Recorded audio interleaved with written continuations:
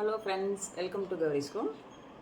இன்றைக்கி நாம் பச்சைப்பயிரில் அடை தோசை பண்ணுறோம். அது எப்படி பண்ணுறது அப்படிங்கிறத தான் பார்க்க போகிறோம். பச்சைப்பயிரில் வந்து உடம்புக்கு ரொம்ப ரொம்ப நல்லது. ப்ரோட்டீன் சத்தெல்லாம் ரொம்ப அதிகமாக இருக்கும். நார்ச்சத்தும் கூட பச்சைப்பயிறு வந்து எடுத்துக்கிறது ரொம்ப உடம்புக்கு வந்து அவ்வளவு சத்து கொடுக்கும். சரிங்களா? சரி, இப்போ நம்ம அதை வந்து எப்படி பண்ணுறது அப்படிங்கிறத பார்ப்போம். இந்த பச்சைப்பயிறு தோசை அடை தோசை தான் நான் இப்போ சாப்பிட போகிறேன். அதுக்கு வந்து கார சட்னி வச்சுருக்கிறேன். கார சட்னி வச்சு வெங்காயம் தக்காளியில் போட்டு செய்ய முடியும் அந்த கார சட்னி. வாங்க நம்ம எப்படி செய்கிறது அப்படிங்கிறத பார்ப்போம். பச்சைப்பயிறு தோசைக்கு பாருங்கள், பச்சைப்பயிறு 1 டம்ளர் போட்டிருக்கிறேன்.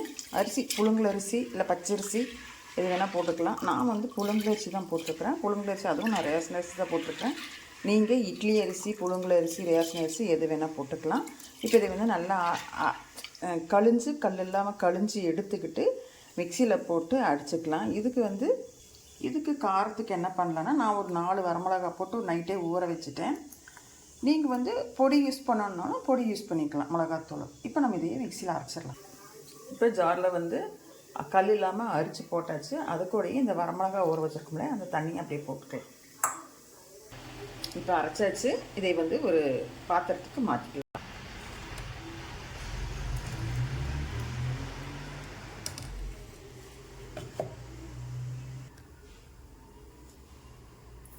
தேவையான அளவுக்கு உப்பு போட்டுக்கோங்க. தேவையான அளவு உப்பு, சீரகம், பெருஞ்சோம்பு எல்லாமே போட்டுக்கலாம். கொஞ்சம் மஞ்சத்தூள் போட்டுக்கோங்க. தேவையான இந்த பூண்டை வந்து தட்டி போட்டுக்கோங்க. கொஞ்சம் பெருங்காயத்தூள் போட்டுக்கலாம். கொஞ்சமாக போட்டு இதில் ஒன்றா கலக்கிக்கலாம். இந்த மாதிரி போட்டுக்கலாம். இதுலேயே வந்து நீங்கள் தேங்காய் வந்து துருவி போட்டுக்கிறனாலும் போட்டுக்கலாம். அப்படி இன்னொன்று வந்து சின்ன சின்ன பெரிய வெங்காயம் இருக்குல்ல, அது வந்து சிறு சிறுசாக பொடி பொடியாக கட் பண்ணி நீங்கள் போட்டுக்கலாம். நான் போடல, நீங்கள் தேவைப்பட்டால் நீங்கள் போட்டுக்கலாம். இப்போ இந்த மாவை நல்லா இப்படி கலக்கி விட்டு உப்பு பார்த்துக்கோங்க. கொஞ்சம் ஊற்றுற மாதிரி பார்த்துக்கோங்க. ரொம்ப கெட்டி வேண்டாம், ரொம்பவும் தண்ணி வேண்டாம். கொஞ்சம் ஊற்றுற பதத்துக்கு எடுத்துக்கோங்க. இது கொஞ்சம் கெட்டியாக தான் இருக்குது, இன்னும் கொஞ்சம் தண்ணி ஊற்றணும். நான் எனக்கு வந்து எல்லாமே சரியாக இருக்குது. நான் இப்போ தோசை ஊற்ற போகிறேன். இப்போ இந்த தோசை கல் வச்சுருக்குது. இதில் வந்து நீங்கள் கொஞ்சம் எண்ணெய் தேய்ச்சிக்கோங்க.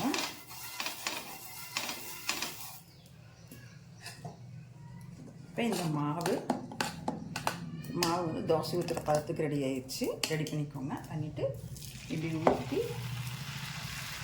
பண்ணிக்கோங்க. பச்சைப்பயிறு அடை தேவைப்பட்டால் எண்ணெய் ஊற்றிக்கோங்க. எண்ணெய் ஊற்றினா கொஞ்சம் நல்லாயிருக்கும். எண்ணெய் இல்லைன்னா கொஞ்சம் வரன்னு இருக்கும்.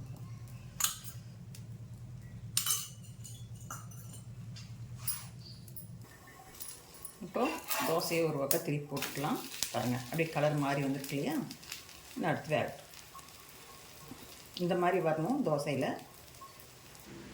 இப்போ தோசை வெந்திருக்கும் பாருங்கள். இங்கேயுமே வந்து அந்த கலர் தெரியுதா? இந்த மாதிரி கலர் வந்துருச்சுன்னா வெந்துருச்சுன்னு அர்த்தம். ஏன்னா அடை தோசை சிம்லேயே வச்சு சுடுங்க. அடை தோசையில் ஒரு வேகருக்கு நேரமாகும். இப்போ நமக்கு பச்சைப்பயிறு அடை தோசை ரெடி. இந்த மாதிரி நீங்களே செஞ்சு பாருங்கள். செஞ்சு பார்த்துட்டு எப்படி இருக்குன்னு எனக்கு கமெண்ட் பண்ணி சொல்லுங்கள்.